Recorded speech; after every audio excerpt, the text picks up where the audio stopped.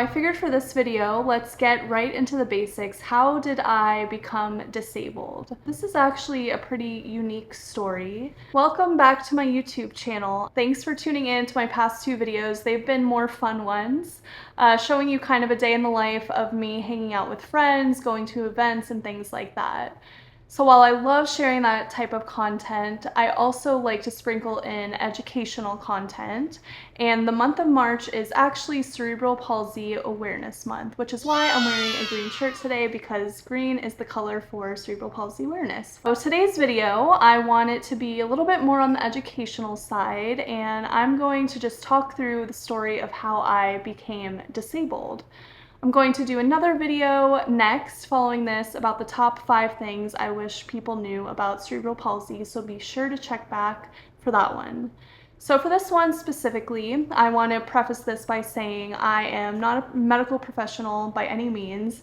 I actually personally really don't like blood and broken bones. I'm pretty squeamy, whatever the word is, when it comes to that stuff, which is kind of ironic since my whole platform is about educating people in terms of a medical diagnosis. So that said, everything I share is mainly from things that I've been told throughout my life by doctors, things that my parents were told when I was younger, and then of course also my firsthand experiences of living with cerebral palsy, and specifically the kind of CP that I have. So to give you some insight, if you're not familiar with disability whatsoever, there are two main types of disabilities, I would say, but regardless, this is pretty general. So there's an acquired disability, so that would be if someone has some kind of accident or something happens to them in their life that causes them to be disabled. And then there is a disability like mine, which is something that you're born with. I'm going to talk through my story. Well, I guess it was my mom's story until I was born. Let's take it back to the very beginning. So my parents found out they were pregnant with me at the beginning of 1992. My original due date was, I believe, November 28th. And throughout my mom's pregnancy with me, as far as she knew and what I've been told, everything went fine.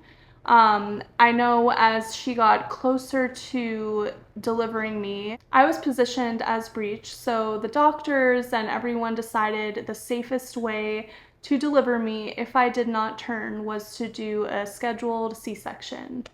So my mom actually carried me pretty much full term. I know a lot of people with CP are born prematurely. That was not the case for me. I was born about 10 days, or actually exactly 10 days before the due date. It was a C-section. My mom went in the morning. I think it was like an 8 o'clock appointment, and she was put under. I came out, and honestly, everything was totally fine.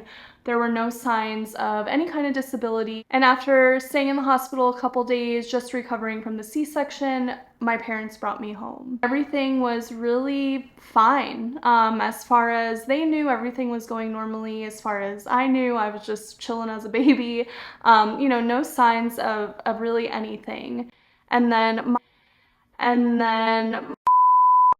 my mom joined a mommy and me class with some of her friends that also had babies that were similar in age to me. And from what I've always been told, when I was around 8 months old, she was picking up one of the other babies. And when she did that, she kind of felt the baby's muscles were a little bit more developed than mine. And then also at this point, there were certain milestones that I wasn't reaching physically that some of my peers were. So that's when she started to have, I say, kind of just like this mother gut feeling of knowing that something was a little off with me. And that's when she decided to bring me to the doctor, beyond just regular checkups, and bring some things to their attention. So this was 1993, and if you think about it, this is 30 years ago, so there is a lot less information available back then. Also, social media didn't exist, Google didn't exist, so a lot of the resources that parents thankfully have today were not around back then. And at the time, my parents, within their group of friends, none of the other kids have any kind of disability. So it was really hard for them to kind of exchange stories and understand if somebody else was going through having a child with a disability, what that really would look like. But anyway, back to the story. At around 8 months old began kind of a multiple year process of different tests. So again, I was very young, so I don't really remember too much, but I know that I had tons of x-rays, MRIs, CAT scans, all these different evaluations just to kind of start figuring out what it is that's going on. What will the impact be? Is it temporary? Is it lifelong? What is it? So again, what my mom has told me in kind of the beginning stages of figuring out what was going on with me, a doctor had mentioned to her it could potentially be cerebral palsy, but they didn't know the severity, the type, and again, how it would affect me in my life. My parents started treating me as if I had CP by enrolling me with physical therapy, occupational therapy, doing lots of things with the doctors, early intervention, just to get ahead of things as quickly as they could, because it really can have such a positive impact for someone with CP. So starting physical therapy so young, I think really did help me long term. It wasn't until I was about 3.5 years old that I was officially diagnosed with cerebral palsy.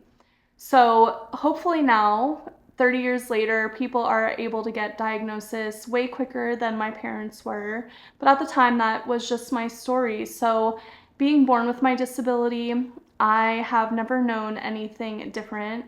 So a lot of the times I get people saying things to me like they feel so bad for me, or they could never live like I live.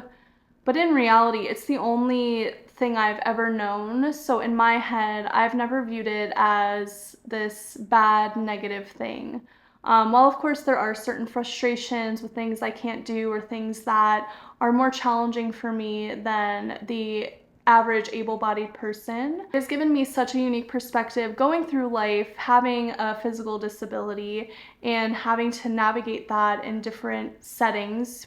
Once I was officially diagnosed with cerebral palsy, unfortunately, they were never able to determine specifically what happened to me or my mom to cause me to have cerebral palsy, which I'm hoping now, 30 years later, that anyone who does go through something similar can have a better chance at getting answers and they aren't caught with surprises as my parents were, because I can't imagine how scary and isolating that was, especially at the time before Google and social media and groups online where you can exchange stories and feel that sense of community, where back then it was probably extremely isolating and not really having access to other people in similar situations with you if they weren't close by. I know that there were resources and different foundations and things, but I really do feel that social media has given a lot of people that really strong sense of community and exchanging stories and relating,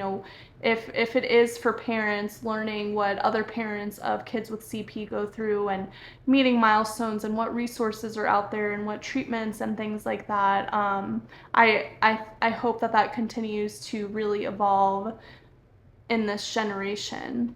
I know the title of this video is how I got my disability, but I actually don't know. That's okay. I've kind of always accepted it. My parents did a really good job at helping me create a really strong mindset of resilience and acceptance, and knowing that it's something I can never change, I've been able to focus more on the things I can do in my life, if it is making changes, if it is prioritizing my physical or mental health.